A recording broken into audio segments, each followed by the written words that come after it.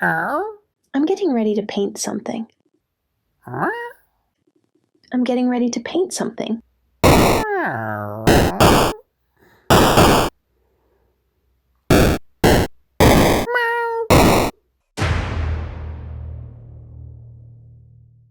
So last month I did the Inktober art challenge. If you don't know what that is, I'll put a link in the description, read up on it, or feel free to watch any of my videos from last month.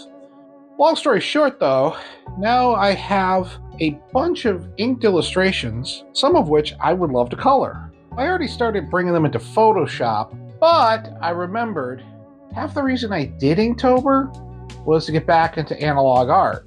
So I was thinking watercolor. However, I didn't draw these things on watercolor or mixed media paper. And I was worried about making a mess, not to mention damaging the original art, most of which I kind of like. So I came up with an idea for an experiment to try to color the art while not damaging the original. I photographed some of the artwork and used my HP laser printer to print it onto watercolor paper. Now this was a little tricky because HP smart printing is kind of a misnomer, and I had to wrestle with the printer a little to get it to print out one of the images. But it worked out. It wasn't a huge deal. But yes, I used a laser printer because, let's face it, ink would have been messy as hell, and ink printers are the absolute worst. However, there were still issues, and I'll get to those in a minute. So I printed out this illustration I did of an angel, as well as this illustration I did of a samurai. And I thought these two would probably be the most fun to test this idea out on. Now, I do have good watercolor paints, but seeing as I haven't used watercolor in something like 15 years, I figured if I was going to waste any paint, I'd use some cheap stuff. So I went to one of those Job Lot, State Lot, you know those stores with lot in the title? On the outside, they look like crappy grocery stores, but then you go inside and they're less gross dollar stores on steroids. I found this really inexpensive watercolor set there. Tested it out, I did a couple exercises to see how well the colors go to paper, and it wasn't bad for $6. So I decided to use these. Besides, I've always been kind of a sucker for inexpensive art supplies. Now that being said, before any watercolor purists or technical painters hop in the comments and comment on my technique, I'm just getting a feel for it again. I'm just playing around. This whole thing is an experiment. I don't care about rules when it comes to wet into dry or wet into wet or even strokes or even cauliflowering. I barely care about cauliflowering. I'm just getting a feel for the medium again. And it is as relaxing and zen and fun as I remember it.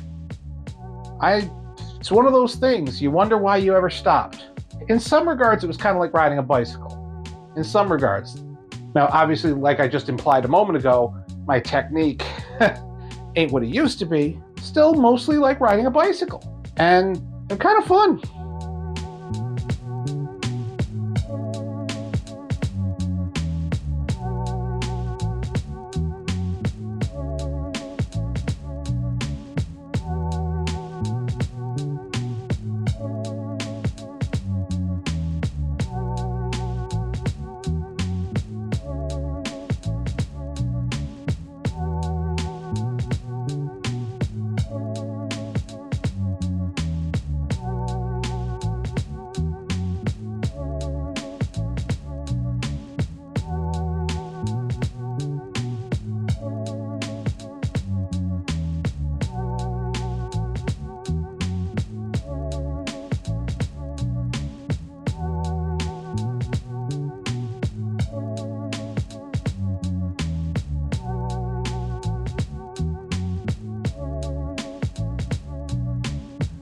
Now, a moment ago I said there were issues using a laser printer to print onto watercolor paper. One of those issues was feeding. HP Smart Printing, just for one of the prints, it kept insisting that there was no paper in the printer, and I was screaming at my printer saying, "It's right there!" That's a printer for you. That's a printer for you. The other big issue I ran into is watercolor paper isn't designed to hold toner. It's not, it just isn't. So you see I get this kind of smudged effect where some of it comes off.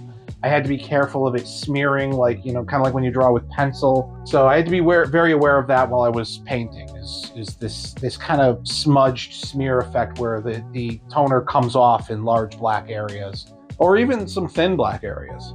And I ended up going back over those areas. At first I tried gouache, and I even went back and broke out some of my good stuff. But it just came out messy, so the Sharpie was the better option. That was much easier and a much cleaner solution. But this is what I ended up with. In both paintings, I ended up using a lot of blue and putting it all over a pink sky. And I'm not sure why I did it with both of them. I mean, I guess I was in a blue and pink mood. I mean, different shades of blue playing off like magenta. That's not exactly uncommon in my art, but I don't know. Blue-pink mood, I guess. I like how these came out. And who knows, maybe I'll do a few more down the road. We'll see. If you enjoyed this video, be sure to do all the YouTube things with bells and buttons, and then check out another one of our videos, like this one over here.